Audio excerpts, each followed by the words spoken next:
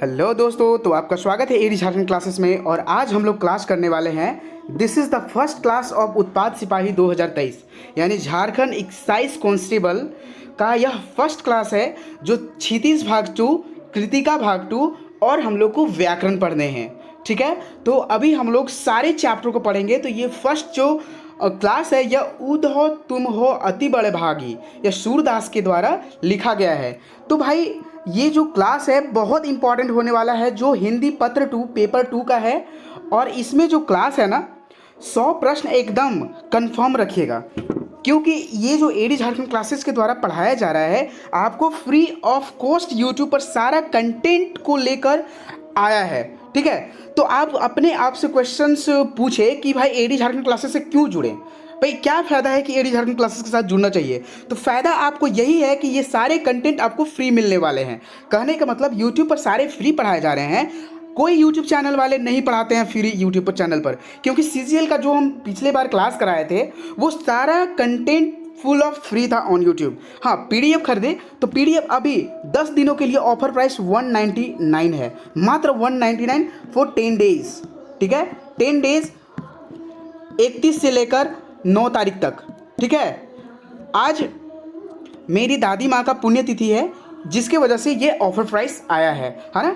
तो इस क्लास में हम लोग करने वाले हैं क्या चीज़, कवि परिचय। सबसे बड़ी बात, जब आप हिंदी लैंग्वेज पेपर हो उसका एग्ज़ाम रहता है तो कवि के माता पिता, जन्म तिथि, कहाँ जन्म हुआ है, क्या उनको पुरस्कार मिला है, ये सारे चीज़ को देखा जाता है, क्वेश्चंस पूछा जाता है। तो इस चैप्टर या इस चैनल से जुड़ रहे हैं तो ये सारे फायदे हैं आपको, जैसे कि कवि परिचय टोटल मिलेंगे। कहने का मतलब आपको कवि परिचय जो है आपको टोटल, यानी कि कवि के बारे में टोटल जानकारी मिलेंगे। ये उधो तुम हो अति बड़े भागी, इसका 1 लाइनर और एमसीक्यू प्राप्त होंगे। हिंदी अनुवाद अर्थ के साथ आपको दिया जाएगा। और सरकारी नौकरी तो दिलाकर ही रहूँगा। ठीक है, सरकारी नौकरी है, सरकारी नौकरी दिलाकर ही रहूँगा। फुल कोर्स फ्री अवेलेबल है ऑन यूट्यूब। और यह जो क्लास है जेएसएससी उत्पाद सिपाही 2023 का है। तो जल्दी से जल्दी एडी झारखंड क्लासेस के साथ जुड़े। अगर पीडीएफ नहीं खरीदना चाहते तो मत कर दे, क्योंकि हम उन्हीं लोग को कभी भी हम कोई भी स्टूडेंट्स को पीडीएफ खरीदने के लिए नहीं बोलते हैं। हाँ, वो स्टूडेंट के लिए पीडीएफ जरूरी है जिनके पास टाइम नहीं है, लेकिन जिनके पास टाइम है वो पीडीएफ कभी ना खरीदें, नोट्स बनाए वीडियो देखकर, उनके लिए सबसे बेस्ट होगा। ठीक है, तो दोस्तों अभी आप कांटेक्ट कर सकते हैं आप पीडीएफ के लिए 8863884281 पर। तो आपका जो है यहाँ, चलिए हम लोग क्लास क्यों स्टार्ट करते हैं। तो आपको देखिए, ये जो उधो तुम तो ये क्लास 1 है। ठीक है, यह क्लास 1 है। और उधो तुम तो अति बड़े भागी, यानी कि पहले सूरदास के बारे में, सूरदास के द्वारा लिखा गया है तो सूरदास के बारे में टोटल इनके बारे में बताया जाएगा। फिर आपको क्या बताया जाएगा, आपको जो ये मतलब हिंदी शब्दार्थ बताया जाएगा। आपको समझ में नहीं आएगा, ये हिंदी है लेकिन हिंदी समझ में नहीं आएगा भाई, तो उसका हिंदी शब्दार्थ बताया जाएगा ताकि आप समझ सके और आंसर को अच्छे तरीके से कर सके। उसके बाद आपको 1 लाइनर एमसीक्यू बताया जाएगा। तो चलिए हम लोग एडी झारखंड क्लासेस के साथ क्लास को स्टार्ट करते हैं। लेकिन मैं क्लास स्टार्ट करने से पहले मैं एक बात बता दूं कि आपका जो है जितना भी क्लास किया गया है, यानी कि मंजर भाग 2, व्याकरण हो गया, हिंदी व्याकरण हो गया, और नागपुरी कोई करना चाह रहे हैं या नागपुरी कर रहे हैं तो उनके लिए भी लिंक जो है डिस्क्रिप्शन में दे दिया गया है। व्याकरण से स्टार्ट किया जा रहा है ऐसा क्लास जो कभी आप लोगों ने नहीं देखा है, नहीं तो आप एकदम कंपेयर कर सकते हैं, कंपेयर करके वीडियो देख सकते हैं। ठीक है, ऐसा कोई नहीं पढ़ाया होगा। जैसे 1 से स्टार्ट कर रहा है ना, तो जिस प्रकार 1 का क्लास कराया ना वैसा कोई नहीं क्लास कर सकता है, एकदम दावे के साथ दे सकते हैं। ठीक है, वर्ण से एक भी प्रश्न नहीं छूटने वाला है। ठीक ना, तो चलिए हम लोग क्लास की ओर चलते हैं। ठीक है, तो सबसे पहले मैं क्या बोल रहा था कि आपको क्या पढ़ने पड़ेंगे, सूरदास के बारे में पढ़ेंगे, जो कि आपका ये बहुत ही ज़्यादा इंपॉर्टेंट है।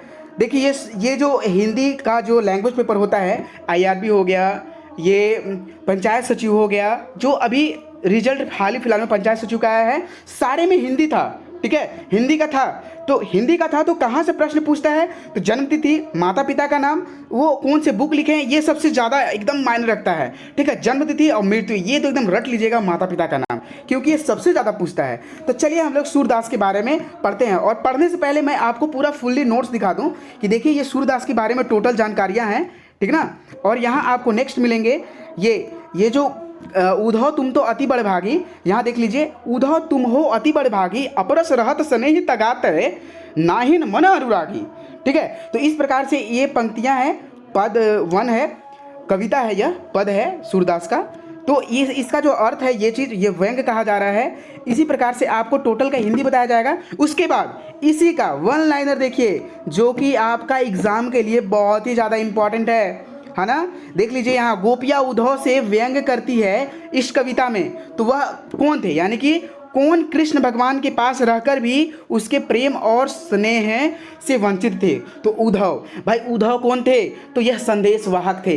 भाई संदेशवाहक क्यों, कौन थे, कौन भेजे थे इनको, तो सारा चीज़ अभी बताया जाएगा इसमें, ठीक है। तो एकदम एकदम बारीकी से विदाउट स्किप किए पूरा वीडियो को देखिएगा। अगर आप चाहते हैं उत्पाद सिपाही में 583 में से एक सीट लेना, तो अवश्य देखेंगे फुल वीडियो। तो देखिए सारा दोस्त शब्दार्थ भी बताया गया है दोस्तों। तो चलिए आप क्लास को जल्दी जुड़िए, अभी तक नहीं जुड़े हैं तो चलिए हम स्टार्ट करते हैं क्लास को। इतना टाइम बर्बाद करने के लिए आपसे मैं क्षमा चाहता हूं, लेकिन यह फर्स्ट क्लास है तो पूरी जानकारी अवश्य प्राप्त होनी चाहिए, ठीक है। अगर आप सीजीएल का प्रिपरेशन कर रहे हैं तो सीजीएल का सारा नागपुरी का पूरा फुल प्रिपरेशन कराया जाता है, ठीक है। एकदम अवश्य जो न्यू सिलेबस है उसका भी क्लास स्टार्ट कराया जा रहा है, वो कल से स्टार्ट हो जाएगा, यानी कि 1 तारीख या 2 तारीख से स्टार्ट करा दिए जाएंगे।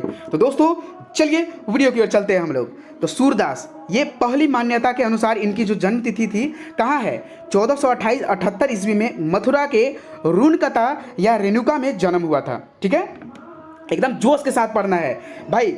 सरकार तो खेल ही रही है, लेकिन हम लोग को खुद से नहीं खेलना है, ठीक ना। सरकार तो खेल रही है, लेकिन हम लोग को खुद से नहीं खेलना है। इस बार तो एक सीट हम लोग के लिए एकदम रखा ही हुआ है, ठीक ना। तो रखा ही हुआ है तो उसे हम लोग को उठाना है, ठीक है ना। एक सीट एकदम लूट कर छीन कर लेना है हम लोग को, ठीक है, एकदम छीन कर लेना है। तो इस बार एकदम गर्दा उड़ा देना है, ठीक है, एकदम गर्दा उड़ा देना है तो उड़ा ही देना है। एम रखिए कि हम लोग को एक सीट लेना है तो लेना है। इसके लिए आपको लगन से पढ़ने होंगे, ठीक है, एकदम जोश के साथ पढ़िए। चलिए, तो इनका जो जन्म हुआ था दूसरी मान्यता के अनुसार कहाँ हुआ था, दिल्ली के पास सीही में। कहाँ, दिल्ली के पास सीही में। पहली मान्यता के अनुसार इनका जन्म कहाँ हुआ था सूरदास का, 1478 ईस्वी में मथुरा के रुनकता या रेणुका में हुआ था। दूसरी मान्यता के अनुसार जन्म तिथि जो है दिल्ली के सीही में हुआ था, ठीक है। नेक्स्ट चलिए, महाप्रभु वल्लभाचार्य के शिष्य थे, ठीक ना। ये सूरदास जो थे वल्लभाचार्य के शिष्य थे, ठीक है ना, शिष्य थे। सूरदास अष्टछाप के कवियों में सर्वाधिक प्रसिद्ध थे। देखिए अष्टछाप, ये अष्टछाप यह एक बहुत ही प्रसिद्ध कवि का जो है उपनाम, मतलब कहने का मतलब कि सर्वश्रेष्ठ कहे जाने वाला है कि अष्टछाप 8 में से एक सर्वाधिक एकदम प्रसिद्ध कवि थे, ठीक है। इनके माता का नाम, सूरदास के पिता का नाम क्या था, पंडित रामदास सारस्वत, ठीक है, सारस्वत, सारस्वत, ठीक है। क्या नाम था, सारस्वत, ठीक है ना, सारस्वत। और माता का नाम जमुना दास था। क्या था माता का नाम, जमुना दास था। क्या था माता का नाम, जमुना दास। चलिए नेक्स्ट की ओर चलते हैं हम लोग, नेक्स्ट पॉइंट की ओर। आपका ये बहुत ही इंपॉर्टेंट पॉइंट हो रहा है। वात्सल्य और श्रृंगार के श्रेष्ठ कवियों माने जाते थे कौन, यही सूरदास। मृत्यु इनका सूरदास का कब हुआ, तो 1583 ईस्वी में पारसौली में हुआ था। ऐसा क्लास कोई नहीं देगा फ्री ऑफ कॉस्ट। सो दोस्तों आप एडी झारखंड क्लासेस के साथ जुड़िए, क्योंकि बहुत मेहनत लगता है और ये आप लोग के लिए लाते हैं। तो चैनल को जरूर लाइक एंड सब्सक्राइब करें और अपने दोस्तों के साथ शेयर करें, ठीक है। ये है नागरी प्रचारणी सभा द्वारा प्रकाशित हस्तलिखित पुस्तकों की विवरणी में सूरदास के 16वें ग्रंथ का, 16 ग्रंथ का, सूरदास का 16 ग्रंथ, यानी कि ये 16 ग्रंथ को लिख चुके हैं। इनका उल्लेख कहाँ मिला है, तो नागरी प्रचारणी सभा द्वारा प्रकाशित हस्त। चलिए चलते हैं हम लोग अगले पॉइंट की ओर।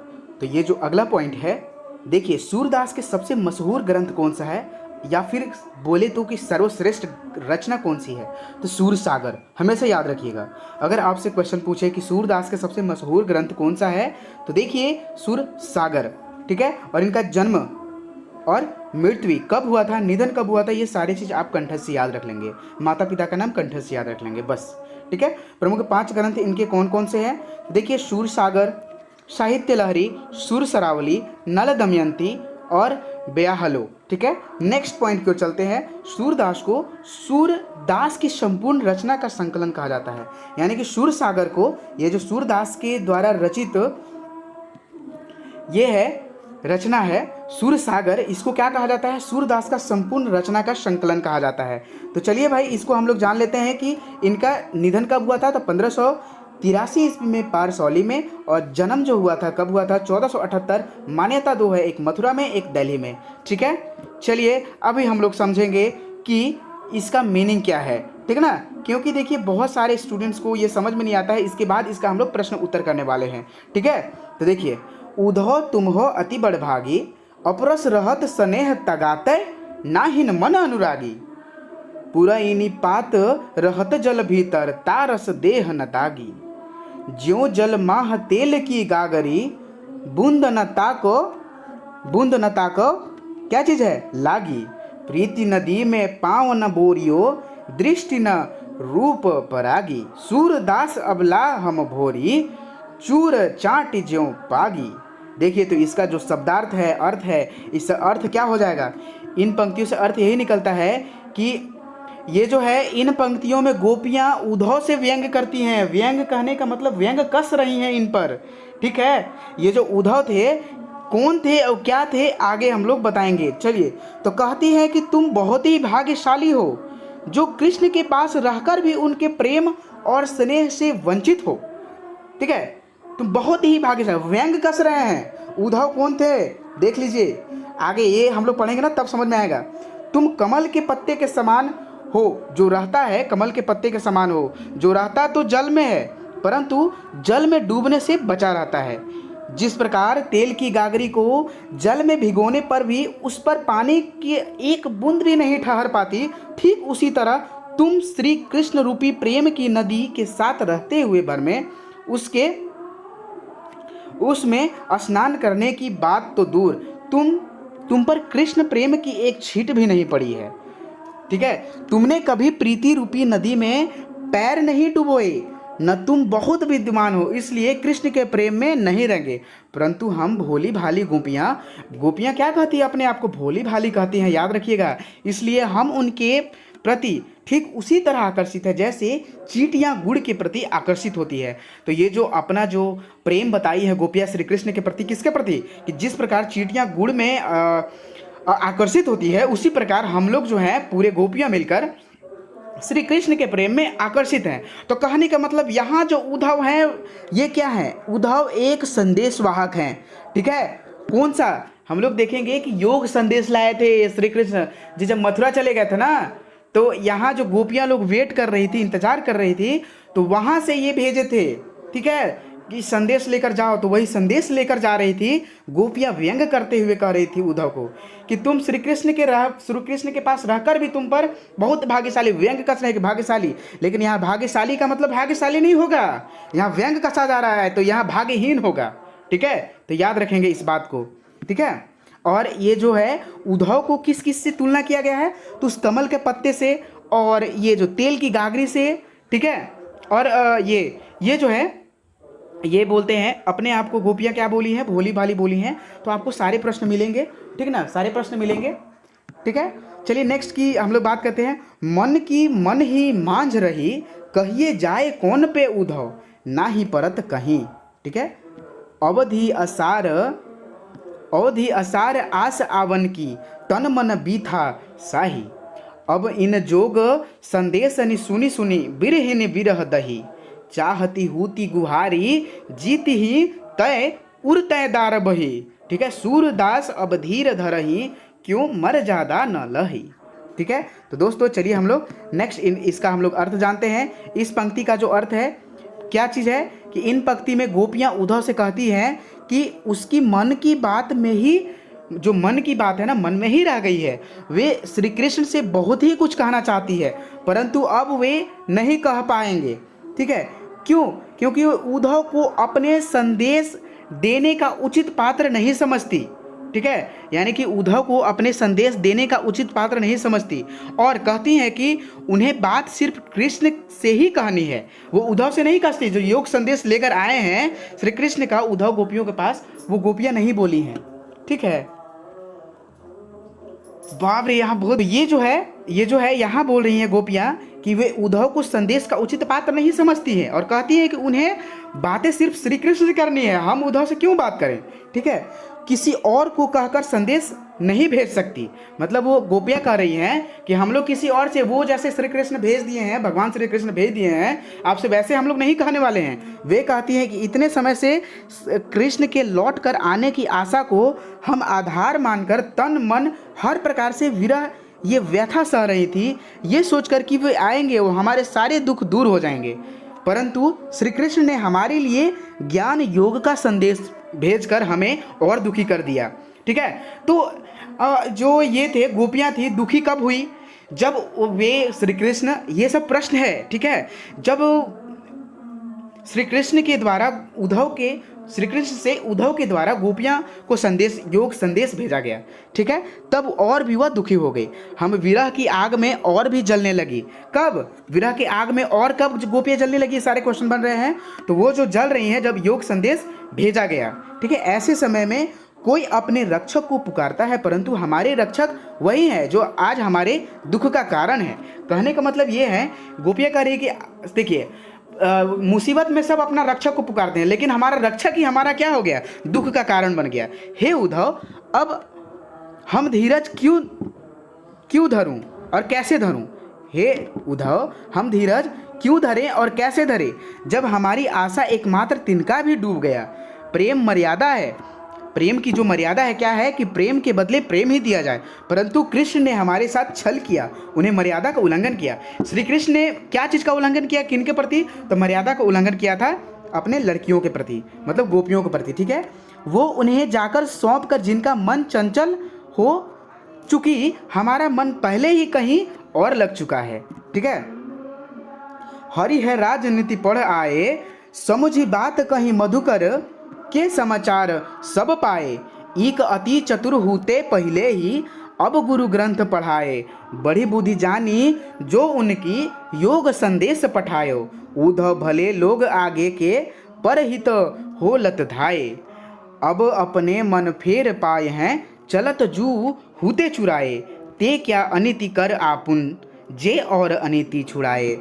राज धर्म तय यह सुर, जो प्रजा न जाहि सताए। गोपियाँ कहती हैं श्री कृष्ण से कि श्री कृष्ण ने अब राजनीति पढ़ ली है, ठीक है। गोपियाँ बात करती है, व्यंग करती हुई कहती हैं कि वे अब तो पहले से बहुत ही क्या हो गए हैं? चालाक हो गए हैं। चालाक हो गए थे, पर पहले तो चालाक थे, पर अब उन्होंने बड़े बड़े ग्रंथ पढ़ लिए हैं, उनकी बुद्धि और बढ़ गई है, तभी तो हमारे बारे में सब कुछ जानते हुए भी हमारे पास उद्धव से योग संदेश भेजा, ठीक है। तो उद्धव से क्या भेजा गया? योग संदेश। उद्धव जी का इसमें कोई दोष नहीं है, ठीक है। उद्धव जी का कोई दोष नहीं बता रहे। ये भले लोग हैं जो दूसरे को कल्याण करने के लिए, ये सब जो हैं कल्याण करने के लिए आनंद में का अनुभव करते हैं। गोपियाँ उद्धव से कहती हैं कि आप जाकर कहिएगा, किन से? उद्धव से, कृष्ण से, कि यहाँ से मथुरा जाते वक्त श्री कृष्ण हमारा मन भी अपने साथ ले गए थे, पर उसे वापस कर दें, ठीक है। वापस करने के लिए मन किसे बोलते हैं? उद्धव को श्री कृष्ण से बोलने के लिए बोलते हैं, ठीक है। वे अत्याचारी को दंड देने का काम करने मथुरा गए हैं, परंतु वे स्वयं अत्याचार हम लोग पर करते हैं और कर रहे हैं। आप उनसे कहिएगा कि एक राजा को हमेशा चाहिए वो प्रजा का हित का ख्याल रखे, उन्हें किसी प्रकार का कष्ट नहीं पहुँचने दे, यही एक राजधर्म है, ठीक है। तो चलिए दोस्तों, आपका यहाँ हो गया हिंदी सॉल्यूशन, आपका टोटल। ये उद्धव तुम हो अति बड़े भागी, ठीक है। अब चलिए हम लोग इसका प्रश्न उत्तर करते हैं। गोपियाँ उद्धव से व्यंग करती है इस कविता में, याद रखेंगे। गोपियाँ किससे व्यंग करती हैं? व्यंग किस पर कर रही है? भाग्यशाली का जो यहाँ भाग्यहीन अर्थ होता है, ठीक है। कौन कृष्ण भगवान के पास रहकर भी उसके प्रेम और स्नेह से वंचित थे? उद्धव जी। उद्धव कौन थे? तो उद्धव कृष्ण के पास रहने वाले एक संदेशवाहक थे, जो कि गोपियों के पास क्या लेकर आए थे? योग, ज्ञान योग संदेश का वह संदेश लेकर आए थे। उद्धव की तुलना किस किस से की गई है? उद्धव की तुलना कमल के पत्ते, तेल की गागरी से की गई है। ये आप माइंड में बात को नोट कर लीजिएगा। श्री कृष्ण के प्रेम रूपी नदी का छींट किस पर नहीं पड़ने की बात कही गई थी गोपियाँ के द्वारा? तो उद्धव पर प्रेम की छींट नहीं पड़ी है। श्री कृष्ण के प्रेम में उद्धव क्यों नहीं रंगे? क्योंकि वो विद्वान होने का कारण गोपियाँ बताई थी, ठीक है। गोपियाँ के कृष्ण के प्रति प्रेम की तुलना किससे की गई है? चींटियां गुड़ के प्रति जिस प्रकार आकर्षित होती हैं, उसी प्रकार गोपियों का जो प्रेम है कृष्ण के प्रति आकर्षित होती है। इस प्रकार का वो कंप्लेन किए हैं, मतलब कि वह आकर्षित वो बात बताए हैं। गोपियां क्यों दुखी हो गई थी? क्योंकि जब श्री कृष्ण ने ज्ञान योग का संदेश भेजा था तब वह सबसे ज़्यादा दुखी हो गई थी। गोपियां विरह की आग में और भी कब जलने लगी थी? जब योग संदेश देखिए कि उद्धव योग संदेश श्री कृष्ण जी का लाए हैं। प्रेम की मर्यादा क्या होती है? ठीक है, प्रेम की मर्यादा क्या होती है? तो प्रेम के बदले प्रेम ही दिया जाए, यही प्रेम की मर्यादा है। किन्होंने गोपियां के साथ छल और मर्यादा का उल्लंघन किया था? तो श्री कृष्ण ने। ठीक है, ठीक है, ये राज जो होता है ना, राजा का धर्म क्या होता है कि वो प्रजा का कोई भी परिस्थिति में, विकट परिस्थिति में वो साथ दे। ठीक है, यह बात गोपियां लोग बोली थी। गोपियां के लिए श्री कृष्ण क्या थे? हारिल की लकड़ी थे। हारिल पक्षी जिस प्रकार लकड़ी के टुकड़े को अपने जीवन का सहारा मानती है, उसी प्रकार हारिल के टुकड़ा, जो हारिल की लकड़ी होती है, गोपियों का जो सहारा थे श्री कृष्ण थे। इसीलिए गोपियों ने श्री कृष्ण को क्या कहा है? हारिल की लकड़ी। ठीक है, गोपियों के जीवन का आधार क्या था? श्री कृष्ण और उनका प्रेम। कौन सोते जागते दिन में रात में कृष्ण का नाम जपते रहते थे? गोपियां लोग। ठीक है दोस्तों, चलिए अभी हम लोग और इम्पॉर्टेंट पॉइंट्स और नोट्स पढ़ने वाले हैं। श्री कृष्ण का संदेश गोपियों के पास लेकर कौन आए थे? उद्धव। कृष्ण के प्रेम का जो रोग किन्हें लगा था? तो गोपियों को लगा था। उद्धव का संदेश गोपियों को किसके समान लगा? तो कड़वी ककड़ी के समान। जो उद्धव का जो संदेश था गोपियों को कैसा लगा श्री कृष्ण का? तो कड़वी ककड़ी के समान। कृष्ण के राजनीतिक पढ़ लिए थे, किसने कहा था? भगवान श्री कृष्ण ने राजनीतिक पढ़ ली है, किसने कहा था? गोपियां। ठीक है, मथुरा जाते वक्त श्री कृष्ण हमारा मन भी साथ ले गए थे। गोपियां ये उद्धव से कहते हैं कि श्री कृष्ण को ये बात बोल दीजिएगा कि जब मथुरा जा रहे थे ना तो हम लोग का सब मन ले गए थे, तो वो मेरा मन वापस लौटा दे। श्री कृष्ण मथुरा क्यों गए थे? तो अत्याचारियों को दंड देने के लिए। लेकिन असल में गोपियों का अत्याचारी कौन थे? भगवान श्री कृष्ण को इस ये कविता में कहा गया है, पद में कहा गया है, जो सूरदास के द्वारा लिखी गई है। ठीक है, उद्धव तुम हो अति बड़भागी। कविता में बड़भागी का क्या अर्थ होता है? तो भाग्यवान। ठीक है, यहाँ व्यंग कसा जा रहा है, ताना दिया जा रहा है। ठीक है, तो चलिए अभी हम लोग क्या चलते हैं, कठिन शब्दों के अर्थ जानते हैं। अपरस, अपरस का मतलब होता है अछूता। याद रखेंगे, ये सारे जो है ना आपसे एक लाइन का जो है ये क्वेश्चन पूछ देगा। जैसे देखिए यहाँ एक पूछ देगा यही, ठीक ना, यहाँ देख लीजिए आपसे कि उद्धव तुम हो अति बड़भागी, अपरस रहत स्नेह तगात है ना हिन मन अनुरागी। तो ये अपरस का क्या अर्थ होता है, बस ये पूछ देगा प्रश्न। ठीक है, तो आप देखिए अगर याद नहीं रहेगा तो गड़बड़ा जाएगा, तो गड़बड़ाने नहीं देना है, गर्दा उड़ा के पढ़ना है। ठीक है, तगा का मतलब होता है धागा। पुरैन पात का मतलब होता है कमल का पत्ता। माह मतलब होता है में। पाँव का अर्थ होता है, जिस प्रकार अभी बताए थे कि आपको कविता का 2 पद 4 पद दे देगा और उससे ये अर्थ पूछ देगा। बोरियो मतलब क्या होता है? डुबोया या फिर डुबाना। परागीकर मतलब क्या होता है? परागीकर मतलब जो होता है क्या होता है? इसका मतलब होता है मुग्ध होना। विरहिणी का क्या अर्थ होता है? तो विरहिणी का जो अर्थ होता है वियोग में जीने वाली। ठीक है, नेक्स्ट चलिए आवन। आवन का क्या अर्थ है? आगमन। आधार का क्या अर्थ है इसमें, इस कविता में? आधार। हूती, हूती मतलब थी। मन चक्री, मन चक्री का क्या अर्थ होता है? तो जिनका मन स्थिर नहीं रहता उसके लिए मन चक्री कहा गया है। जो मन है चक्कर खाते रहता है इधर उधर चारों तरफ। परहित यानी कि दूसरों के कल्याण के लिए जो कार्य किया जाता है उसको परहित कहा जाता है। डोलत धाय यानी कि घूमते फिरते। चलिए नेक्स्ट चलते। जीत ही तय यानी कि इसका जो अर्थ है क्या है? जहां से, यानी कि जित ही तय यानी कि जहां से। उत, उत मतलब क्या होता है? उधर। ठीक है, उत मतलब क्या होता है? उधर। नेक्स्ट चलिए मर्यादा। तो मर्यादा का मतलब हम लोग जानते हैं कि प्रेम की मर्यादा क्या था, कि प्रेम के बदले प्रेम दिया जाए। न लही मतलब कि नहीं रही। जकरी, जकरी मतलब कि रट रही थी। ठीक है, रट रही है, रहती है, रटती रहती है। सु मतलब क्या होता है इस कविता में? सु का क्या अर्थ है इस कविता में? तो सु का जो अर्थ है वह। करी मतलब क्या होता है? भोगा। व्याधि मतलब रोग। तिन्ही मतलब, तिन्ही का क्या अर्थ होता है? उनको। मधुकर मतलब भौरा। हुते थे मतलब थे। पठाए मतलब भेजा। ठीक है, इस प्रकार से सारे आपको शब्दार्थ पूरे हो जाते हैं। पाई है मतलब पालेंगे। चलिए अभी हम लोग पढ़ेंगे, यह जो है लास्ट है। और यह जो आपको क्लास कैसा लगा आप कमेंट सेक्शन में कमेंट करें, दोस्तों के पास शेयर करें, क्योंकि आपका फुल फ्री क्लास यहाँ होने वाले हैं। एक भी प्रश्न नहीं छूटेंगे, 100 का 100 यहाँ से आएगा। ठीक है, सिर्फ एडी झारखंड क्लासेस के साथ जुड़े। अब PDF खरीदना चाहते हैं तो कांटेक्ट कर सकते हैं 8863884281 पर। अभी जो है 1 से 10 तारीख तक सिर्फ 199 में है, आप जल्दी कांटेक्ट करें, नहीं तो फिर 299 हो जाएगा, है ना। ठीक है। और मैं उनसे रिक्वेस्ट करता हूँ कि जिनके पास टाइम है, जो स्टूडेंट के पास टाइम है, वो क्लास को एकदम नोट बनाएं, ठीक है। तो भ्रमर गीत के बारे में पढ़ लेते हैं। यह एक भाव प्रधान गीतमय काव्य है, ठीक है, भाव प्रधान गीतमय काव्य है। नेक्स्ट पढ़ते हैं, इसमें उदात्त भावनाओं का मनोवैज्ञानिक चित्रण है, ठीक है। और इस गीत में ब्रज भाषा का प्रयोग किया गया था, किसमें? भ्रमर गीत में। तो दोस्तों मैं फिर से बोल रहा हूँ, 583 में सिर्फ आपका एक सीट लेना है, एक सीट। आपको एक सीट के बारे में सोचना है, सपनाना है, एकदम दिन रात एक कर दीजिए। उठिए तब पढ़िए, सोने से पहले पढ़िए, हाँ, लेकिन एकदम अभी सोने पर ध्यान ही मत दीजिए। अभी दौड़ का प्रैक्टिस कीजिए और पढ़िए। दौड़ प्रैक्टिस, पहले दौड़ हो रहा है। और इसमें जो OMR शीट पर एग्जाम होने वाले हैं, CBT नहीं है, टेस्ट, ठीक है। इसलिए देखिए, इसमें कुछ धांधली भी हो सकता है, ऐसा कहा नहीं जा सकता है, लेकिन धांधली होने का चांस जो ऑफलाइन एग्जाम रहता है उसमें ज़्यादा रहता है। तो आपको सतर्क रहना है, एक भी प्रश्न को गलती नहीं करना है। अगर आप एक प्रश्न गलती करते हैं तो 4000 5000 पीछे आ जाएंगे, ठीक है। इसलिए इस बात को ध्यान में रखने हैं। इसमें उपलम्ब की प्रधानता है। इस गीत में सूरदास के विरह के समस्त भावों का स्वाभाविक एवं मार्मिक व्यंजना की गई है। और भ्रमर गीत में क्या है? भ्रमर गीत में उद्भव एवं गोपियों के माध्यम से ज्ञान को प्रेम के आगे नतमस्तक होते हुए बताया है कि ज्ञान के स्थान पर प्रेम को सर्वोपरि रखा गया है। भ्रमर गीत में संगीतात्मक का गुण विद्यमान है। तो दोस्तों यहाँ जो है आपका पूरा क्लास लिंक जो है डिस्क्रिप्शन में दिया गया है। अगर आप नागपुरी का क्लास कर रहे हैं तो इसका भी लिंक डिस्क्रिप्शन में दिया गया है। और जो भी लास्ट में छूटा जाएगा पूरे MCQ के साथ आएगा और उसमें पूरा पूर्ण कर दिया जाएगा। तो दोस्तों ये वीडियो कैसा लगा? अच्छा लगा तो जल्दी कमेंट सेक्शन में कमेंट करें और प्रिपरेशन एकदम जल्दी ही शुरुआत कर दें, क्योंकि यही आपका ज़िंदगी बनाने का समय है।